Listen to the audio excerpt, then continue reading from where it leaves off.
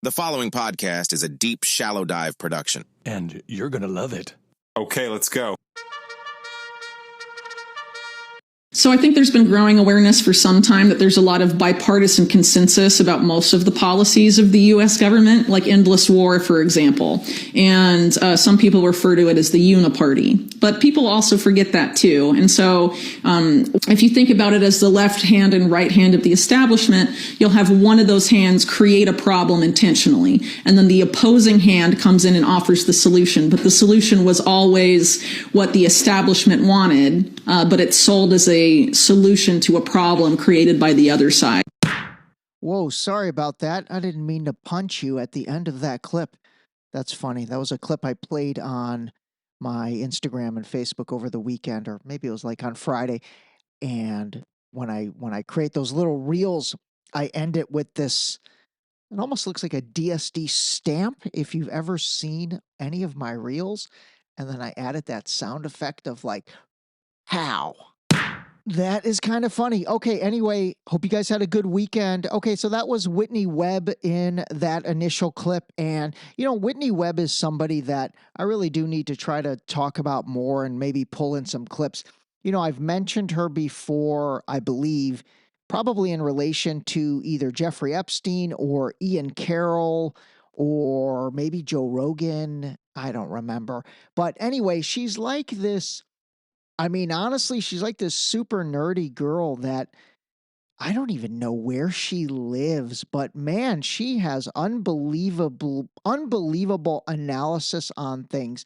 And she's probably done the most thorough and incredible work on Jeffrey Epstein. You know, I've never reached out to her. I think I could probably get her on. I'm going to try to do that. If I can't get her on, or if she doesn't get back to me, I'll try to pull some of her, you know, good clips in regards to Epstein, because she really does lay out the Jeffrey Epstein thing better than anybody, and it all makes sense. And the reason why I played that and the reason why I'm talking about Jeffrey Epstein is because on either Friday or Saturday over the weekend, that lady Virginia Giuffre, she's like the most prominent of the Epstein abusers.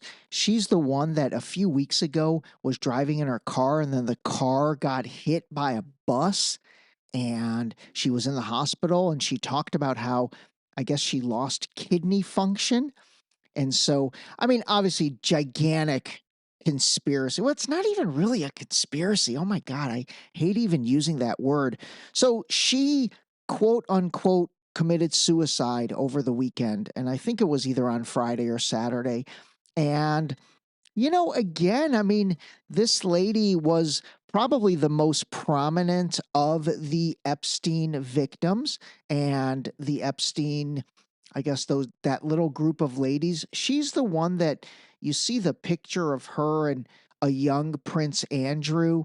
I think you see that a lot. And then there's also pictures of her with Bill Clinton a lot, like from the old days, I'm talking, you know, when they were doing all this stuff.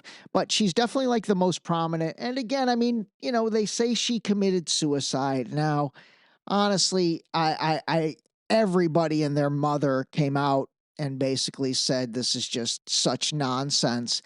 And so it, again, I mean, it brings up the whole situation of Jeffrey Epstein and what was that, you know, in its heyday, what was that all about? And then more importantly, you know, why is it that whether it was the Biden administration or the Trump administration for that matter, you know, why are we not getting to the bottom of this? And fundamentally, like, what are we protecting? You know, Epstein was a convicted pedophile and sexual abuser. Ghislaine Maxwell, his little lady that kind of ran the operation for him, she's serving 25 years right now for actually, let me see exactly what she's serving for. Ghislaine Maxwell was convicted on 5 federal charges related to her role in Jeffrey Epstein's sex trafficking operation. In December 2021, a jury found her guilty of conspiracy to entice minors to travel to engage in illegal sex acts, conspiracy to transport minors to participate in illegal sex acts, transportation of a minor with intent to engage in illegal sexual activity, sex trafficking conspiracy, sex trafficking of a minor. Okay, it says she was acquitted on one count of enticing the minor to travel, blah, blah, blah. She's serving 20 years in federal prison. Anyway, the point is, why are we protecting these two? I mean, if you understand the situation, I think you know the answer to that. But anyway, I did want to spend a few minutes just kind of playing a couple things for you and really just helping you understand why, in my opinion, this is kind of at the heart of some of the major issues that are taking place right now. And again, obviously, it applied during the Biden administration. They didn't do anything really about it, and they definitely did not expose the people that she was sex trafficking to, which I think they should be exposed. Why should those people get the pass? If you really think about it, did Ghislaine and Jeffrey Epstein commit crimes? Absolutely. But then what about the people who engaged in what they got convicted for? Why do those people get a pass? I mean, the answer is because they're wealthy and powerful. And when it comes to current times, I mean, honestly, the answer is I have a feeling that a lot of them are backing the Trump administration. I genuinely don't think Trump himself did anything nefarious. Now, I know there's a lot of images of him at Mar-a-Lago with Epstein and all that, and I'm sure they partied together and did all of that stuff. I don't doubt any of that.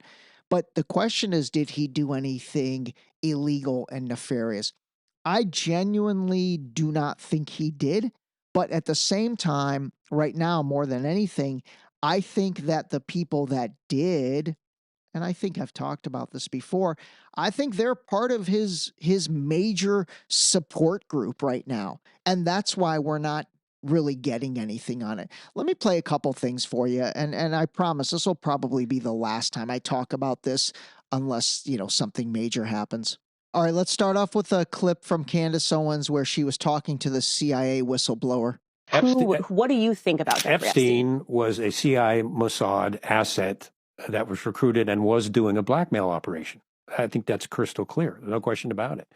So tends to be the party guy, just like Diddy. Drugs, cameras, drugs. The CIA, as part of MKO, had Operation Climax, where they would lure Zhongs in with drugs and prostitutes, and then this drunk CIA schmuck would sit on the opposite of a two-way mirror and take notes on what, just evil, wicked stuff. And that's what they're using Epstein for, was blackmail operations. And they got some pretty high-level people snared into that. And they haven't released the entire list of close Epstein confidants. All right, let me jump in really quick. So, obviously, I think the two people that everybody has seen images of are Bill Clinton and then Prince Andrew. But I'll tell you one guy that could be one of the reasons this is not getting released is a former Israeli prime minister named Ehud Barak. Israel's former prime minister was one of them. Ehud Barak? Yes, they got a picture of him visiting Epstein at his New York apartment.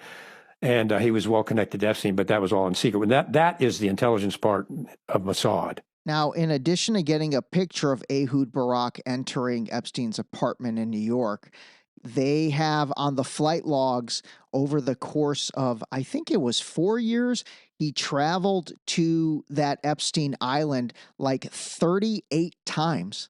So 38 trips to Epstein Island. Now, again, here's the thing. I'll be very honest. Do I think Ehud Barak was doing illegal, nefarious things? Honestly, I don't really know. But I would say, maybe he was, but I don't think you travel to Epstein Island 38 times in a few years in order to indulge yourself along those lines. I think you could probably save yourself the trip wherever he lived and indulge himself without having to undergo that. So the question becomes, what was he doing? What role was the former Israeli prime minister playing with Jeffrey Epstein? Was he a point person? Was he there to kind of, was it like a board meeting to review all the activity that's been gathered and collected? And again, you just can't doubt that he was absolutely being, I guess, led by, Mossad to gather intelligence on behalf of the Israelis. Now the question becomes, was the United States and CIA part of that? I don't really know. But a lot of people are asking that exact question. They're saying, okay, it's obvious he was working for the Mossad, gathering information on behalf of Israel. But then, were we part of that? Were we part of that process? Was it another joint task force? And of course, they couldn't do that without coordinating with the CIA. I ask this question now. The more I learn, there just always seems to be this connection between the CIA and the Mossad. And I'm going, is it just no? They're the same organization. The more you look back into history, and it's always somehow the CIA and the Mossad is there on the day that JFK gets shot. We learn about like MLK. We learn about 9/11, and I'm just going, okay, why does it seem like there's a union here, a marriage here? Mossad is like the sister of the CIA. They're joined at the hip, kind of like Siamese twins, and they use each other for intel and operations and things like that. They are extremely close and in an extremely sensitive relationship. Oh, yeah. So this is the former CIA director that Candace did 2 episodes with. Actually, a lot of you kind of sent me this when it happened. I believe this was maybe a month ago that she did the second interview with them. Anyway, let's see if there's anything else, and then we'll move on. It totally explains what Epstein was doing. And also Ghislaine Maxwell's father, Robert Maxwell, when he died, and didn't he die rather mysteriously? I'm not sure. Okay, you know what? They mentioned Ghislaine. Ghislaine's dad was this guy, Robert Maxwell, incredibly powerful billionaire who, well, I'll talk about him a little bit later. But here's what's interesting. I mean, he's absolutely a Mossad guy. There's books about him, and they called him the Israeli super spy. So like that one is definitely not anything that is quite frankly debated by anybody. So if you think about it, so if Robert Maxwell is an Israeli super spy, Ghislaine is his daughter, and then Ghislaine kind of recruits Jeffrey Epstein or brings him into the fold. Obviously, 1 + 1 makes 2, not 3 in that case. So you get that. Now, the one thing, this is funny. I'm sure this has nothing to do with anything, but the way Robert Maxwell died, if anybody watched White Lotus and remembers I'm blanking on her name. I always call her Stifler's mom because I think she played the role of Stifler's mom. But it was the lady that was in White Lotus. I believe it was season 2, and she might have been in season 1 as well. Hold on, let me see if I can get her name. Jennifer Coolidge, that's right, Jennifer Coolidge. She actually does commercials and stuff. She's kind of a funny lady. She sort of plays dumb really intelligently and is able to deliver lines playing dumb really well. So the way she died in, I believe, season 2 of White Lotus, if you remember, if anybody watched that show, she fell off of her boat and hit her head and I believe died. So, I am one of those people that thinks many times art emulates life. Now, there could be no correlation. I'm sure there's no correlation, but I just thought that was interesting. I don't know. That popped in my mind when I listened to this. He fell off. He found dead off his yacht, floating in the water. They claimed it was a heart attack. Of course. Just when he was coming under scrutiny for arms dealing and connections with the CIA and being a Mossad agent, actually a double agent with Mossad and KGB. All of a sudden, he's found dead floating next to his yacht, and happens all the time. Oh yeah, it's just just one of those things. See what a ton of Mossad agents and I think a former prime minister of Israel attended his funeral. So it's like, guys, hey, maybe it's like Ghislaine. It's very difficult that they find out the hard way to cover up the truth because it's going to leak out, somewhere. All right, there's definitely more to that story, and it will leak out. And so let's listen to this one. This is just a quick 35-second clip from Ian Carroll. What is more to that story that most people don't want everyone to? He was a Mossad asset. He was an Israeli spy. He was uplifted by Jewish people all throughout his career from like literally nothing. Like he was a unqualified math teacher, and then suddenly he was like a big shot banker, and then suddenly he was managing Les Wexner's multi-billion-dollar fund. Like, and so there's just, he was groomed, and because he was a dirty piece of shit, and he was a math teacher that was groping his students, and he, probably had other relations and skills. Had a lot of charisma, and he must have been 100% great code switcher. He was selected. He wasn't the boss. Selected.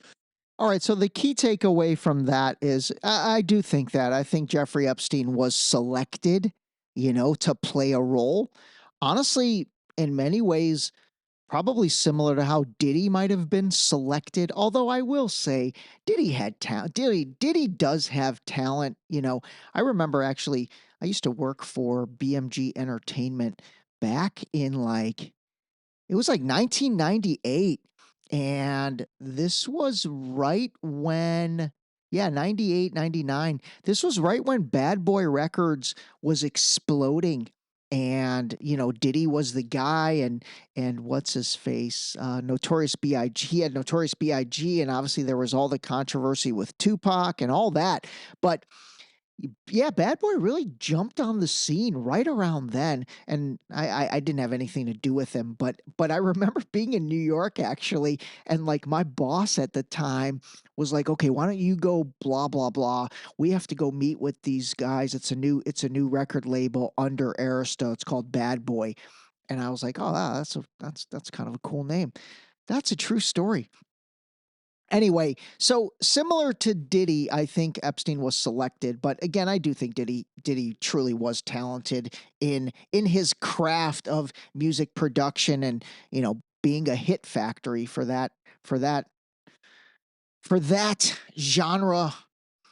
But again, I think with the Diddy freak off parties and then also kind of what Epstein was all about, they absolutely played a role in gathering of information in order to have blackmail on people. All right, let's jump into a quick clip from Sean Ryan, the other podcaster that, God, I haven't really heard much about him after that whole situation with that Matthew Livesberger that happened on New Year's Day where the Cybertruck exploded. Oh my God, that feels like a lifetime ago. And it really was, 3-4 months ago. But give a listen to this. And he's also talking to a former CIA guy.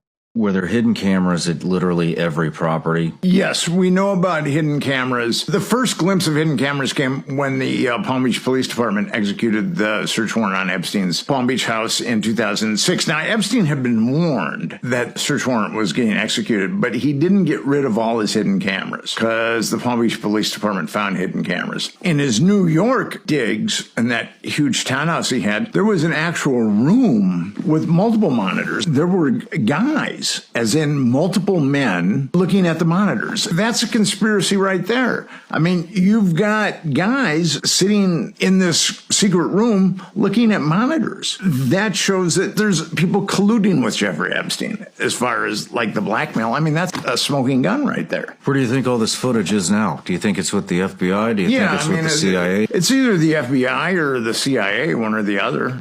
Okay, so there's that. Now, I am trying to tie this back to, because I had a friend over the weekend. Actually, it wasn't even over the weekend. It was it was over the weekend. It was when I posted the things on Instagram. And he wrote me back on a DM and he's like, hey, obviously I enjoy being kept up on this because I don't keep up on this.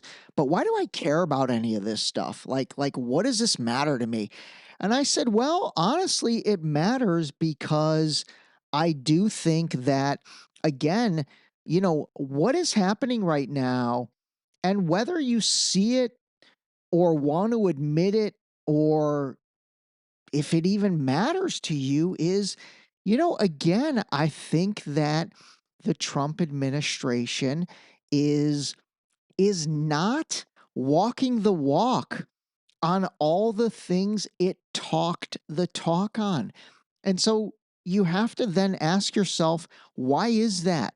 You know, what and whom are they protecting, or whom do they not want to expose?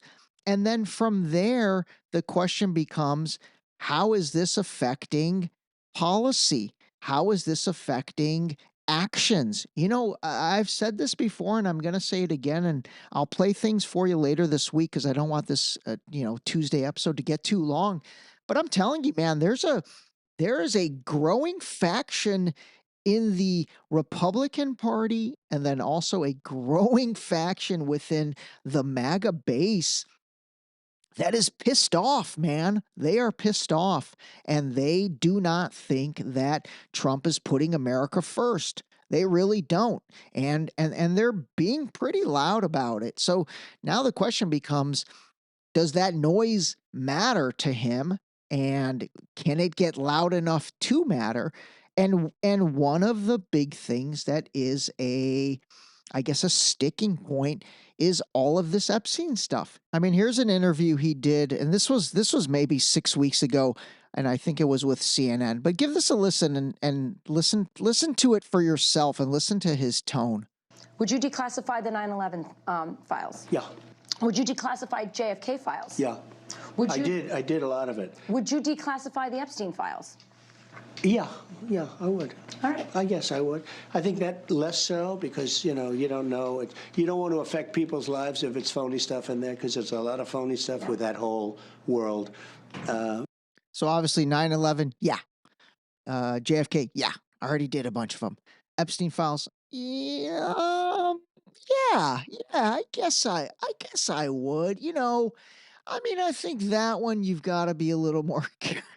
So anyway, like I said, this stuff does matter, and this in particular does matter. I will stop talking about Epstein now, but I do think that a lot of what is going on right now and the discontent, just think about it. We're coming up on May, and I don't know, man. It's a mess. I don't know I kind of was expecting it to be a mess, but I think I said this last week. I wasn't expecting the discontent within his base. I really didn't think that would happen. I thought people would be super happy. And again, some people are, but I think those that are they're the fanboys. They're the Trump worship syndrome people. And, they're not the ones that are trying to take a critical eye to this. And whether it's this situation, whether it's the tariffs, whether it's the, clamping down on these collegiate universities, which I'll talk about that later in the week. All of this stuff, I think, is taking a little bit away from, I guess, what people expected. Let me play this. This is another guy that was like Trump to the T, and super huge Trump guy. I looked at his Instagram, posted a ton of Trump related things, and he really changed his tune over the past couple months, and he's adjusted to what he's seeing. And again, I find that pretty credible. And again, this is picture just like a late 20s, mid 30s kind of, white kid that basically you would see in the Hamptons, or a white kid that you would see. I always default to using Abercrombie and Fitch as my example. And by the way, the reason that I had somebody say, "Hey, why do you keep backtracking when you use Abercrombie and Fitch?" It's because the Abercrombie and Fitch, either CEO or former CEO, if you remember, it was maybe 6 months ago, he got rung up on sex trafficking and all that stuff. So anyway, that brand was a little tainted from that. But for visual perspective, I think it's a great way to picture who I'm trying to describe. And so again, here's just random white MAGA dude.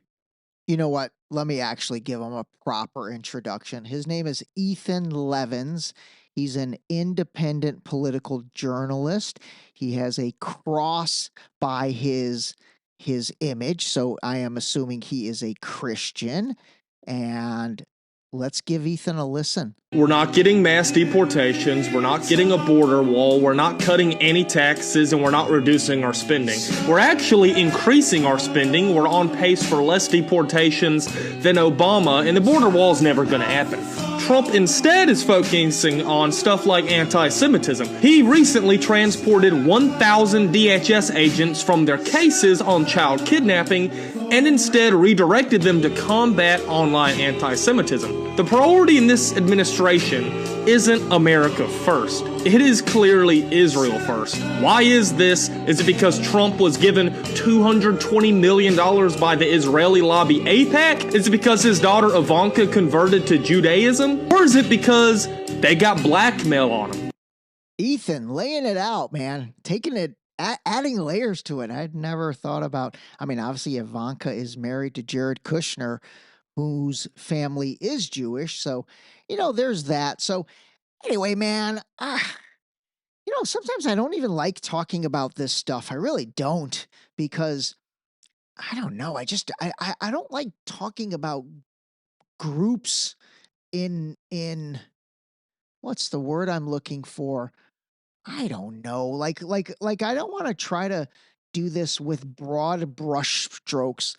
But at the same time, I mean, again, one thing that I really have tried to commit to, to myself, and then also, honestly, to this podcast, is to really help the folks that, might not be not only seeing this on a day-to-day basis, but maybe even looking for it on a day-to-day basis, but not really paying attention to this, because again, I do think that is a substantial group of people. I've told you, I've had many friends tell me, Deep Shallow Dive is their primary, which I so appreciate, their primary source of, I'm not going to say news, but maybe their primary source of kind of understanding what's going on that, they might not be paying attention to as closely. And so again, this is going on. It just is. It is being talked about. And again, not in small numbers, whether it's this, whether it's reopening the 9/11 stuff. And thank you for all the nice messages I got over the weekend about the episode with Richard Gage. I had a lot of people send me a note and say, wow, that was just fascinating. And I think a lot of people did watch the YouTube or Spotify version where you saw Richard's presentation, and quite frankly, all of the receipts that guy brought. If you didn't get a chance to look at that yet, definitely check out Thursday's episode with Richard Gage. He was the original architect under the 9/11 Truth Committee, which was a group of 3,600 architects. And they talked about the towers, but Richard in particular has kind of made it his life's mission to try and debunk the fact that Building 7 fell from, a 47-story building fell from minimal fires on the 11th and 12th floor. And if you watch his presentation, or honestly, even if you listen to the podcast from Thursday, I mean, it's pretty hard to argue, man. It's pretty hard to argue. He brings receipts. He absolutely brings receipts. And so 9/11 is another event that's really getting opened up. And, the JFK assassination's another one. And so, I don't know, man. We'll see what happens. But, my goal with all of this is, honestly, it's just to get you to think. It's just to get you to think about the things that have happened in the past and try and understand if what is happening and will happen in the future, are related. And if we end up coming to different conclusions about these major, major things in the past, I honestly think it can start to pull the curtain back on, quite frankly, what is taking place in the present and then what takes place in the future. Because whether you like it or not, it does affect you. It does. Now, again, I guess it becomes a question of, well, how much does it affect my daily life? And trust me, I have a lot of people that tell me, dude, I don't care. I don't care about this stuff. Like, it doesn't affect what I'm doing. And again, I mean, I get it. I think it does, maybe in ways you're not realizing, such as the inflation and such as, the challenges in the economy, or such as if you lost your job, trying to get a job and that process being much harder, renegotiating your mortgage to higher interest rates, like all of this stuff on a macro level does affect you, Now, the question becomes, I guess, are you in a financial position as well as just mindset position where you just don't care and don't want to think about it? I totally get that and I respect that. I don't know. For me, I'm a little bit different in terms of the mental place, because I don't know, I do care. I don't like thinking about people, I guess, pulling one over on me, for lack of a better way of putting it. And again, how much can I affect what's happening? Probably not much, but I don't know. I mean, intellectually, I kind of take this shit personally, and it's like, dude, I'm not going to let you pull a narrative over on me. And really, that's fundamentally what keeps me going with even these episodes. It really does. I actually enjoy kind of dissecting this stuff with you guys. And again, I hope you enjoy it. And I said this to a friend of mine over the weekend through DM on something. I said, hey, I want to make sure you know this. I am never trying to change your opinion on something, and I'm never trying to diminish your opinion on something. But again, I have to shoot it to you straight when I think you're wrong, or when I think you're not looking at something the right way. And again, it's up to you to decide, what makes sense for you. So anyway, I will end it with that. All right, a lot of stuff coming this week. I will try for 4 episodes this week, minimum of 3. Might be an interview in there. And that's it, man. Call a spade a spade. That was a great way to end it. This episode was brought to you by the new book, Deep Shallow Dive Into You, available now on Amazon and Barnes & Noble in hardcover and paperback. Don't forget to sign up for our new mailing list on our website at deepshallowdive.com.